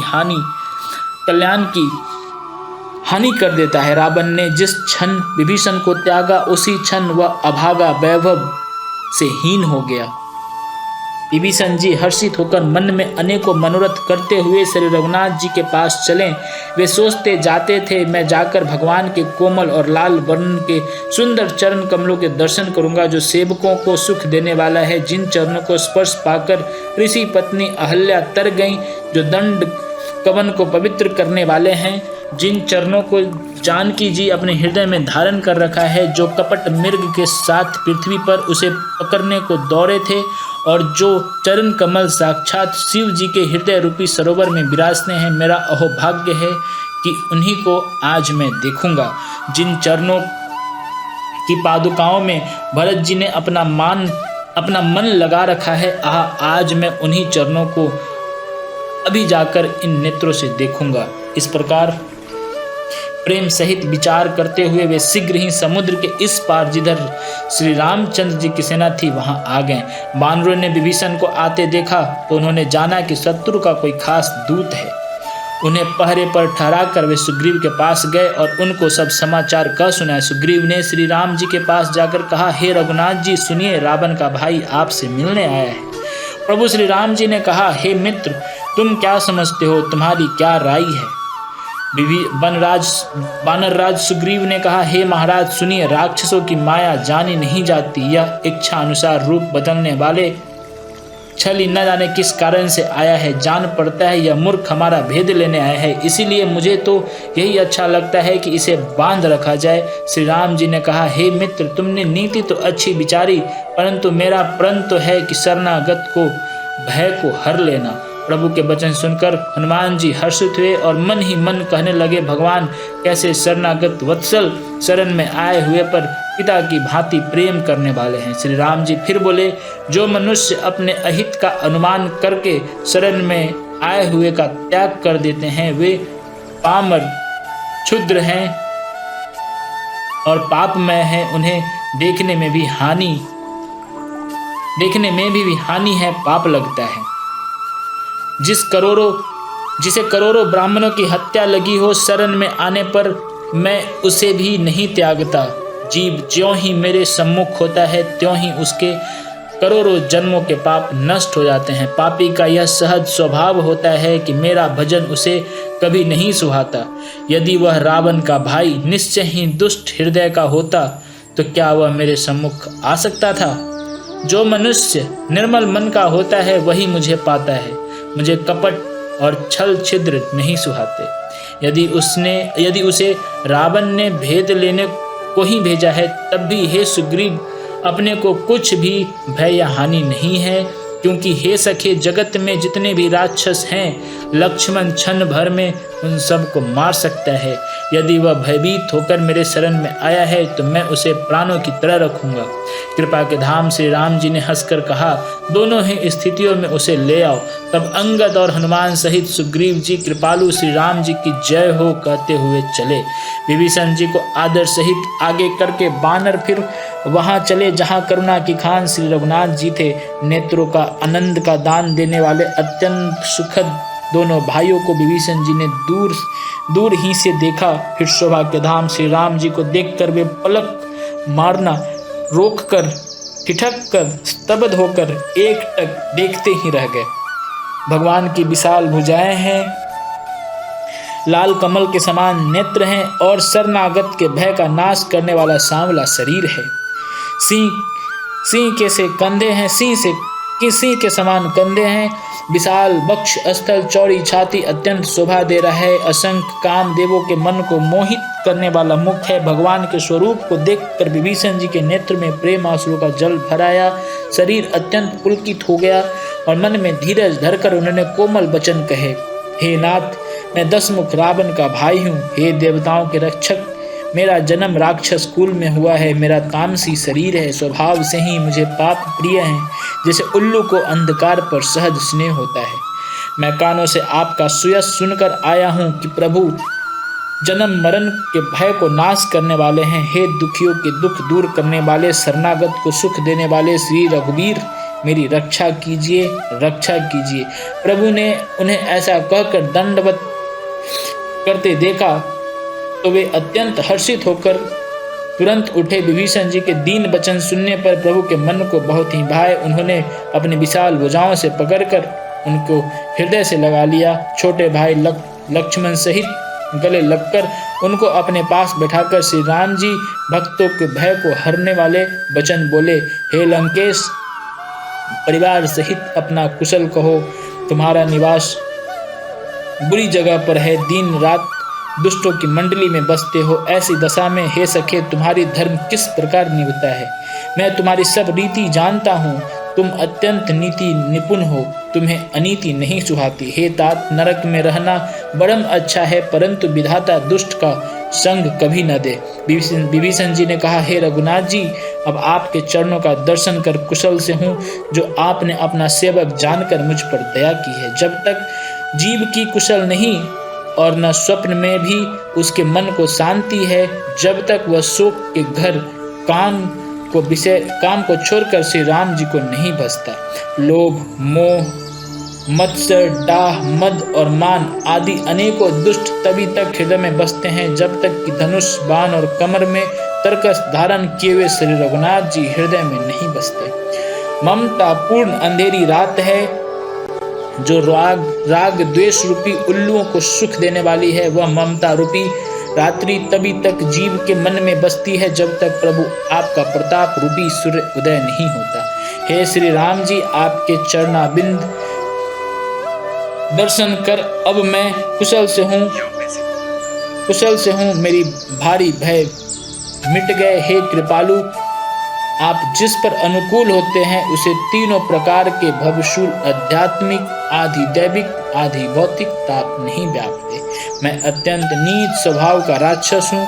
मैंने कभी शुभ आचरण नहीं किया। जिनका रूप मुनियों के ध्यान में नहीं आता, उन प्रभु ने स्वयं हर्षित होकर मुझे हृदय से लगा लिया। हे कृपा और सुख के पुंज श्री राम जी, मेरा अत्यंत असीम सौभाग्य है जो मैंने ब्रह्मा और शिव जी के द्वारा सेवित युगल चरण कमलों को अपने नेत्र से देखा। श्री राम जी ने कहा, हे सखा सुनो, मैं तुम्हें अपना स्वभाव कहता हूँ, जिसे काकभुषुंडी शिव जी और पार्वती जी भी जानते हैं। कोई मनुष्य संपूर्ण जड़ चेतन जगत क्या द्रोही हो, यदि वह भी भयभीत होकर मेरी शरण तक कर आ जाए और मद मोह तथा नाना प्रकार के छल कपट को त्याग दे, तो मैं उसे बहुत शीघ्र साधु के समान कर देता हूँ। माता पिता भाई पुत्र स्त्री शरीर धन घर मित्र और परिवार, इन सब के ममत्व रूपी तागों को बटोर कर और उन सब की एक डोरी बंटकर उसके द्वारा जो अपने मन को मेरे चरणों में बांध देता है, सारे सांसारिक संबंधों का केंद्र मुझे बना लेता है, जो समदर्शी है, जिसे कुछ इच्छा नहीं है, जिसके मन में हर्ष शोक और भय नहीं है, ऐसा सज्जन मेरे हृदय में कैसे बसता है, जैसे लोभी के हृदय में धन बसा करता है। तुम सरीख संत ही मुझे प्रिय हो। मैं और किसी के निहोरे से कृतज्ञता बस दे धारण नहीं करता। जो सगुण सकार भगवान के उपासक हैं, दूसरे के हित में लगे रहते हैं, नीति और नियमों में दृढ़ हैं और जिन्हें ब्राह्मणों के चरणों में प्रेम है, वे मनुष्य मेरे प्राणों के समान हैं। हे लंकापति, सुनो, तुम्हारे अंदर उपयुक्त सब गुण है, इससे तुम मुझे अत्यंत प्रिय हो। श्री राम जी के वचन सुनकर सब वानरों के समूह कहने लगे, कृपा के समूह श्री राम जी की जय हो। प्रभु की वाणी सुनते ही उसे कानों के लिए अमृत जानकर विभीषण जी अघाते नहीं है, वे बार बार श्री राम जी के चरण कमलों को पकड़ते हैं। अपार प्रेम है, हृदय में समाता नहीं है। विभीषण जी ने कहा, हे देव, हे चराचर जगत के स्वामी, हे शरणागत के रक्षक, हे सबके हृदय के भीतर की जानने वाले, सुनिए। मेरे हृदय में पहले कुछ वासना थी, वह प्रभु के चरणों की प्रतिरूपी नदी में बह गई। अब तो हे कृपालु शिव जी के मन को सदैव प्रिय लगने वाले अपने पवित्र भक्ति मुझे दीजिए। एवं अस्तु, ऐसा ही हो कहकर रणधीर प्रभु श्री राम जी ने तुरंत ही समुद्र का जल मांगा और कहा, हे सखा, यद्यपि तुम्हारी इच्छा नहीं है, पर जगत में मेरा दर्शन अमोघ है, वह निष्फल नहीं जाता। ऐसा कहकर श्री राम जी ने उनको राज तिलक कर दिया। आकाश से पुष्पों की अपार वृष्टि हुई। श्री राम जी ने रावण के क्रोध रूपी अग्नि में जो अपनी विभीषण की श्वास वचन रूपी प्रबंध से प्रचंड हो रही थी, जलते हुए विभीषण को बचा लिया और उसे अखंड राज्य दिया। शिव जी ने जो संपत्ति रावण को 10 सिरों की बलि देने पर दी थी, वही संपत्ति श्री रघुनाथ जी ने विभीषण को बहुत सकुचते हुए दी थी। ऐसे परम कृपालु प्रभु को छोड़कर जो मनुष्य दूसरे को भजते हैं, वे बिना सींग पूंछ के पशु हैं। अपना सेवक जानकर विभीषण को श्री राम जी ने अपना लिया। प्रभु का स्वभाव वानर कुल के मन को बहुत भाया। फिर सब कुछ जानने वाले, सबके हृदय में बसने वाले, सर्वरूप सब रूपों में प्रकट, सबसे रहित, उदासीन कारणों से भक्तों पर कृपा करने के लिए मनुष्य बने हुए तथा राक्षस से कुल का नाश करने वाले श्री राम जी नीति की रक्षा करने वाले वचन बोले। हे वीर वानर राज सुग्रीव और लंकापति विभीषण, सुनो, इस गहरे समुद्र को किस प्रकार पार किया जाए। अनेक जाति के मगर, सांप और मछलियों से भरा हुआ यह अत्यंत अथाह समुद्र पार करने में सबसे कठिन है, सब प्रकार से कठिन है। विभीषण जी ने कहा, हे रघुनाथ जी, सुनिए, यद्यपि आपका एक बानी करोड़ों समुद्र को सोखने वाला है, सोख सकता है, तथापि नीति ऐसी कही गई है, उचित यह होगा कि पहले जाकर समुद्र से प्रार्थना की जाए। हे प्रभु, समुद्र आपके कुल में बड़े पूर्वज हैं, वे विचार कर उपाय बतला देंगे, तब रीछ और बानरों की सारी सेना बिना ही परिश्रम के समुद्र के पार उतर जाएगी। श्री राम जी ने कहा, हे सखा, तुमने अच्छा उपाय बताया, यही किया जाए। यदि दैव सहायक हो। यह सलाह लक्ष्मण जी के मन को अच्छी नहीं लगी। श्री राम जी के वचन सुनकर तो उन्होंने बहुत ही दुख पाया। लक्ष्मण जी ने कहा, हे नाथ, दैव का कौन भरोसा, मन में क्रोध कीजिए, ले आइए और समुद्र को सुखा डालिए। यह दैव तो कायर के मन का आधार है, तसल्ली देने का उपाय है। आलसी लोग ही दैव दैव पुकारा करते हैं। यह सुनकर श्री रघुवीर हंसकर बोले, ऐसा ही करेंगे, मन में धीरज रखो। ऐसा कहकर छोटे भाई को समझाकर प्रभु श्री रघुनाथ जी समुद्र के समीप गए। उन्होंने पहले सिर नवाकर प्रणाम किया, फिर किनारे पर कूस बिछाकर बैठ गए। इधर ज्यों ही विभीषण जी प्रभु के पास आए, त्यों ही रावण ने उनके पीछे दूत भेजे थे। कपट से बानर का शरीर धारण कर उन्होंने सब लीलाएं देखी। वे अपने हृदय में प्रभु के गुणों की और शरणागत पर अपने स्नेह की सराहना करने लगे। फिर वे प्रकट रूप में अत्यंत प्रेम के साथ श्री राम जी के स्वभाव की बड़ाई करने लगे। उन्हें दुराव कपट वेश भूल गया। तब बानरों ने जाना कि ये शत्रु के दूत हैं और वे उन सब को बांधकर सुग्रीव के पास ले गए। सुग्रीव ने कहा, सब बानरों सुनो, राक्षस के अंग भंग करके भेज दो। सुग्रीव के वचन सुनकर बानर दौड़े। दूतों को बांधकर उन्होंने सेना के चारों ओर घुमाया। बानर उन्हें बहुत तरह से मारने लगे। वे दीन होकर पुकारते थे, फिर वे बानरों ने उन्हें नहीं छोड़ा। तब दूतों ने पुकार कर कहा, जो हमारे नाक कान काटेगा उसे कोसलाधीश श्री राम जी की सौगंध है। यह सुनकर लक्ष्मण जी ने सबको निकट बुलाया। उन्हें बड़ी दया लगी।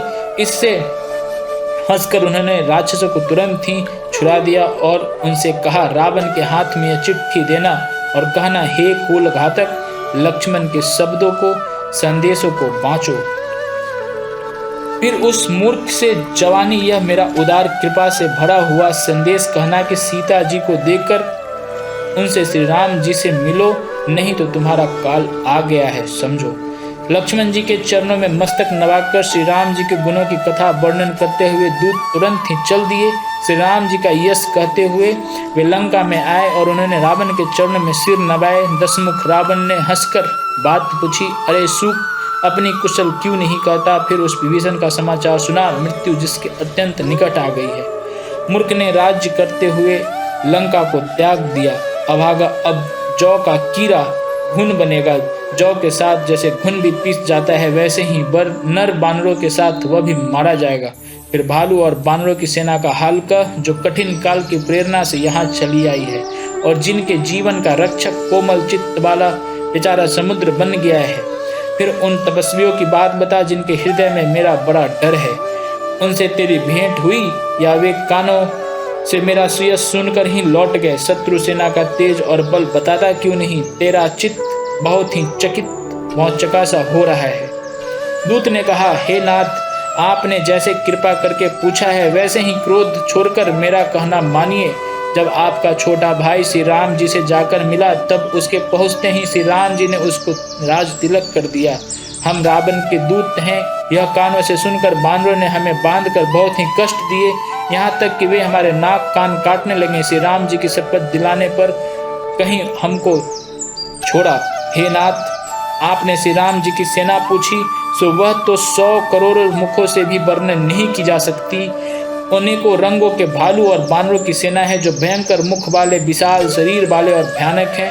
जिसने नगर को जलाया और आपके पुत्र अक्षय कुमार को मारा, उसका बल तो सब बानरों में से थोड़ा है। असंख्य नामों वाले बड़े ही कठोर और भयंकर योद्धा हैं। उसमें असंख्य हाथियों का बल है और बड़े ही विशाल हैं। द्विबंध, मयंद, नील, नल, अंगद, गद, विकटास्य, दधिमुख, केसरी, निषट, सट और जाम्बन, ये सब बल की राशि है।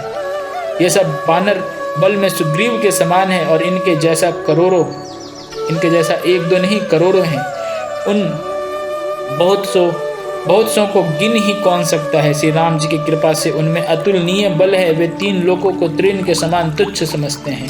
हे दशग्रीव, मैंने कानों से ऐसा सुना है कि 18 पद्म तो अकेले बानरों के सेनापति हैं। हे नाथ, उस सेना में ऐसा कोई बानर नहीं जो आपको रण में न जीत सके। सब के सब अत्यंत क्रोध से हाथ मींचते हैं, पर श्री रघुनाथ जी के उन्हें आज्ञा नहीं देते। हम मछलियां और सांपों सहित समुद्र को सोख लेंगे, नहीं तो बड़े बड़े पर्वतों से उसे भरकर पूर पाट देंगे और रावण को मसल कर धूल में मिला देंगे। सब बानर ऐसे ही वचन कर रहे हैं, सब सहज ही निडर हैं। इस प्रकार गरजते और डपटते हैं मानो लंका को निगल ही जाना चाहते हैं। सब बानर भालू सहज ही सूरवीर हैं। फिर उनके सिर पर प्रभु सर्वेश्वर श्री राम जी हैं। हे रावण, वे संग्राम में करोड़ों कालों को जीत सकते हैं।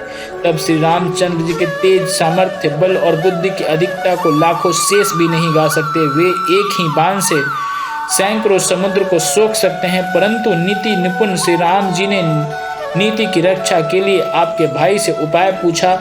उनके आपके भाई के वचन सुनकर वे श्री राम जी समुद्र से राह मांग रहे हैं। उनके मन में कृपा भरी है, इसीलिए वे उसे सोखते नहीं। दूत के वचन सुनते ही रावण खूब हंसा और बोला, जब ऐसी बुद्धि है तब तो बानरों के सहायक बना हुआ है, तभी तो बानर का सहायक बना हुआ है। स्वाभाविक ही डरपोक विभीषण के वचन को प्रमाण करके उन्होंने समुद्र से मचलना ठाना है। अरे मूर्ख, झूठी बड़ाई क्या करता है, वैसे मैंने शत्रु राम के बल और बुद्धि की था पाली। जिसके विभीषण जैसे डरपोक मंत्री हों, उससे जगत में विजय और विभूति ऐश्वर्य कहाँ। दुष्ट रावण के वचन सुनकर दूत को बड़ा क्रोध आया। उसने मौका समझकर पत्रिका निकाली और कहा, श्री राम जी के छोटे भाई लक्ष्मण ने यह पत्रिका दी है, हे नाथ इसे बचवाकर छाती ठंडी कीजिए। रावण ने हंसकर उसे बाएं हाथ से लिया और मंत्री को बुलवाकर वह मूर्ख उसे बचाने लगा। पत्रिका में लिखा था, अरे मूर्ख, केवल बातों से ही मन को रिझाकर अपने कुल को नष्ट भ्रष्ट न कर। श्री राम जी से विरोध करके तू विष्णु ब्रह्मा और महेश की शरण जाने पर भी नहीं बचेगा। या तो अभिमान छोड़कर अपने छोटे भाई विभीषण की बात ही प्रभु के चरण कमलों का भ्रमर बन जा, अथवा रे दुष्ट श्री राम जी के बाण रूपी अग्नि में परिवार सहित पतिंगा हो जा। दोनों में से जो अच्छा लगे सो कर। पत्रिका सुनते ही रावण मन में भयभीत हो गया, परंतु मुख से मुस्कुराता हुआ वह सबको सुनाकर कहने लगा, जैसे कोई पृथ्वी पर पड़ा हुआ हाथ से आकाश को पकड़ने की चेष्टा करता हो, वैसे ही ये छोटा तपस्वी लक्ष्मण बागी विलास करता है, डिंग हाँकता है। सुख दूत ने कहा, हे नाथ अभिमान स्वभाव को छोड़कर सब बातों को सत्य समझिए, क्रोध छोड़कर मेरा वचन सुनिए। हे नाथ श्री राम जी से बैर त्याग दीजिए। यद्यपि श्री रघुवीर समस्त लोकों के स्वामी हैं, पर उनका स्वभाव अत्यंत ही कोमल है। मिलते ही प्रभु आप पर कृपा करेंगे और आपका एक भी अपराध वे हृदय में नहीं रखेंगे। जानकी जी श्री रघुनाथ जी को दे दीजिए। हे प्रभु इतना कहना मेरा मान लीजिए। जब उस दूत ने जानकी जी को देने के लिए कहा, तब दुष्ट रावण ने उनको लात मारी। वह भी विभीषण की भांति चरणों में सिर नवाकर वहीं चला जहां कृपा सागर श्री रघुनाथ जी थे। प्रणाम करके उसने अपनी कथा सुनाई और श्री राम जी की कृपा से अपनी गति मुनि का स्वरूप पाई।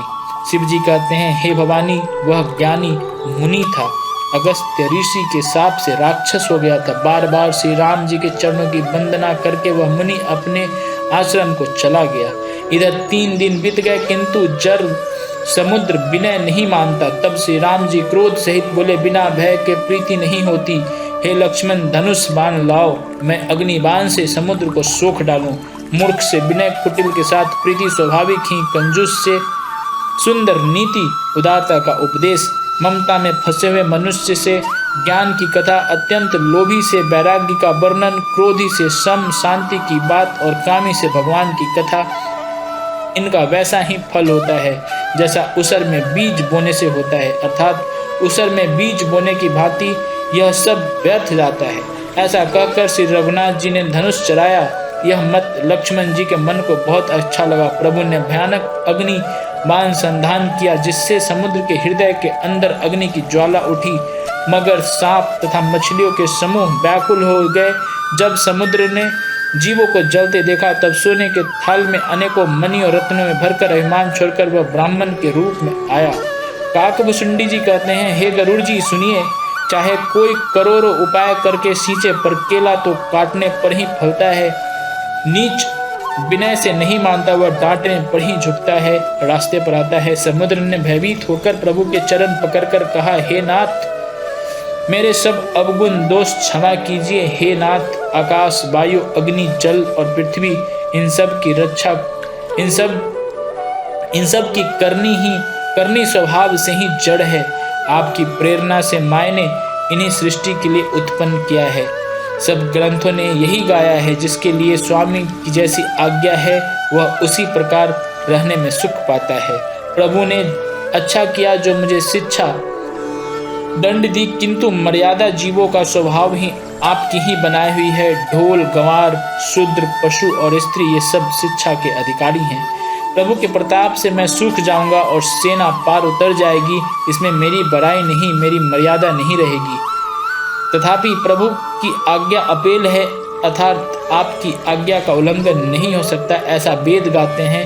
अब आपको जो अच्छा लगे मैं तुरंत वही करूं। समुद्र के अत्यंत विनती वचन सुनकर कृपालु श्री राम जी ने मुस्कुराकर कहा, हे तात, जिस प्रकार बानरों की सेना पार उतर जाए वह उपाय बताओ। समुद्र ने कहा, हे नाथ, नील और नल 2 बानर भाई हैं, उन्होंने लड़कपन में ऋषि से आशीर्वाद पाया था। उसके स्पर्श कर लेने से भारी पहाड़ भी आपके प्रताप से समुद्र पर तैर जाएंगे। मैं भी प्रभु की प्रभुता को हृदय में धारण कर अपने बल के अनुसार जहाँ तक मुझसे बन पड़ेगा सहायता करूँगा। हे नाथ, इस प्रकार समुद्र को बंधाइए जिससे तीनों लोकों में आपका सुंदर यश गाया जाए। इस बाण से मेरे उत्तर तट पर रहने वाले पाप की राशि दुष्ट मनुष्यों का वध कीजिए। कृपालु और रणधीर श्री राम जी ने समुद्र के मन की पीड़ा सुनकर उसे तुरंत ही हर लिया, अर्थात वन से उन दुष्टों का वध कर दिया। श्री राम जी का भारी बल और पौरुष देखकर समुद्र हर्षित होकर सुखी हो गया। उसने उन दुष्टों का सारा चरित्र प्रभु को कह सुनाया। फिर चरणों की वंदना करके समुद्र चला गया। समुद्र अपने घर चला गया। श्री रघुनाथ जी को यह मत उसकी सलाह अच्छा लगा। यह चरित्र कलयुग के पापों को हरने वाला है। इसे तुलसीदास ने अपनी बुद्धि के अनुसार गाया है। श्री रघुनाथ जी के गुण समूह सुख के धाम, संदेह का नाश करने वाले और विषाद का दमन करने वाले हैं। अरे मूर्ख मन, तो संसार का सब आशा भरोसा त्याग कर निरंतर इन्हें गा और सुन।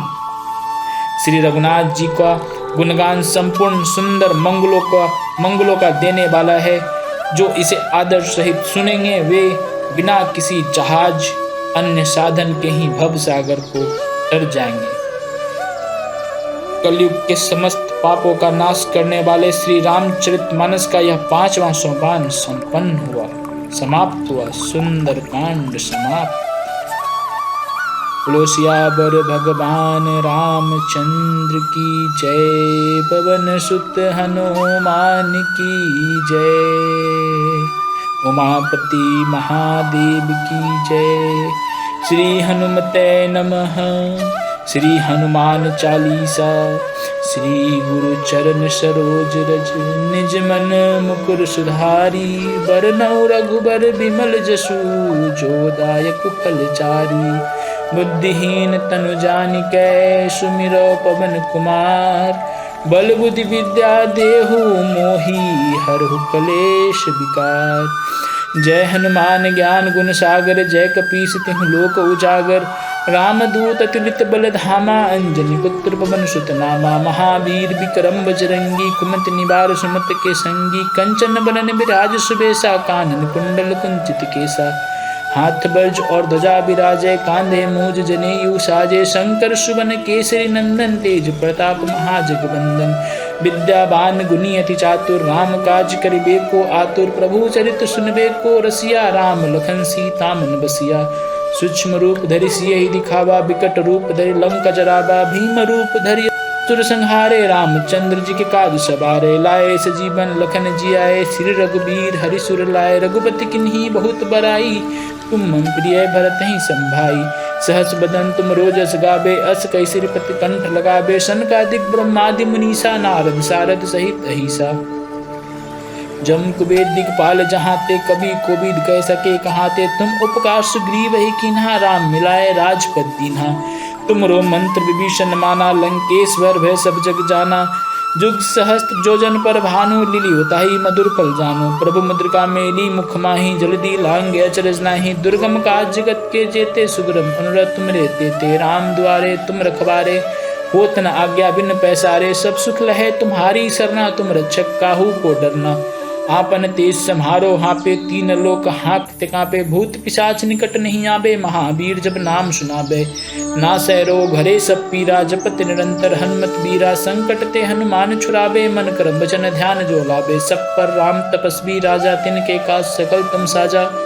और मनोरथ जो कोई लावे। सोई अमित जीवन फल पावे। चारों जुग प्रताप तुम्हारा है। प्रसिद्ध जगत उजियारा। साधु संत के तुम रखवारे। असुर निकंदन राम दुलारे।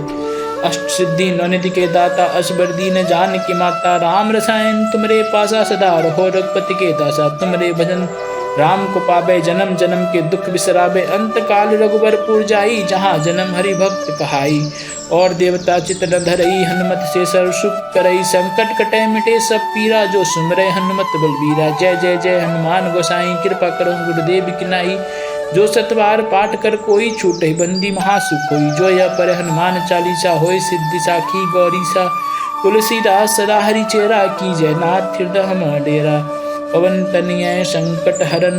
मंगल मूर्ति रूप राम लखन सीता सहित हृदय बसहु सुरभूप। बोलो सियावर भगवान रामचंद्र की जय।